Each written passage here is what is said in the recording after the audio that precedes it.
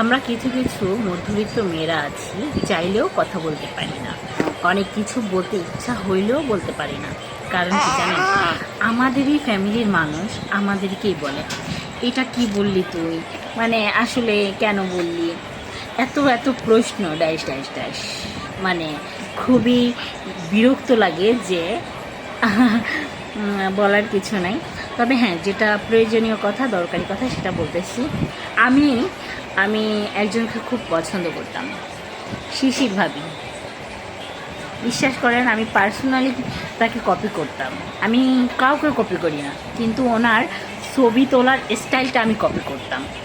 ওনার ওনার husband, ওনার সন্তান, ওরা যেভাবে ছবি তোলে, ওইগুলো আমি কপি মানে মনে মনে এঁকে রেখেছি যে এইগুলো আমি ঠিক এইভাবে আমি ছবি তুলব। এদের ভালোবাসা এত বেশি আমার ভালো লাগছে, মানে আমার মনে হইতো যে যাক, এদের ভালোবাসা এত ভালো লাগে আমার, যে আমি মনে হইতো যে এদের মতো যদি আমিও ফুল কপি করতে পারতাম, বাট সাধ্যের সাথে তো সব কিছু সম্ভব নয়।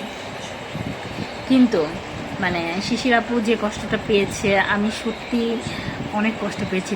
মানে আসলে হাজব্যান্ড ব্যক্তিগত একটা সম্পদ বললে চলে, তো সেটা হারানো বা তার সম্পর্কে কিছু শোনা, পার্সোনাল মানুষটা সম্পর্কে যখন বাজে কোনো কথা শুনতে পাওয়া বা সামনে দেখতে পাওয়া, এটা যে কত বড় কষ্ট, যন্ত্রণা, এটা শুধুমাত্র একটা ওয়াইফই বলতে পারবে। একটা স্বামী যদি কিছু করে, তার ওয়াইফই বলতে পারবে সে কতটা কষ্ট পাচ্ছে। তো আমি বলবো যে আসলে আজকে কি হলো, এটা আসলে মেনে নিতে খুবই কষ্ট হচ্ছে। যার দিকে যাকে যাকে দেখে সবাই, প্রত্যেকটা মানুষ ফলো করে, প্রত্যেকটা মানুষ যাকে দেখে ফলো করে, সেই মানুষগুলাই যদি এমন হয়, তাহলে আমরা সাধারণ মানুষগুলা কি শিখবো?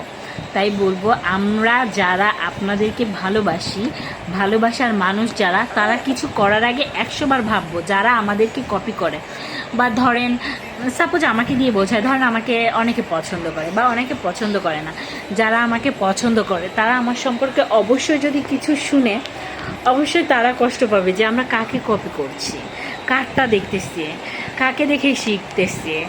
তো এই ধরনের মানুষকে আমি বলবো, কিছু করার আগে 100 বার ভাববেন যে আমি কি ঠিক করছি না ভুল করছি। কেমন?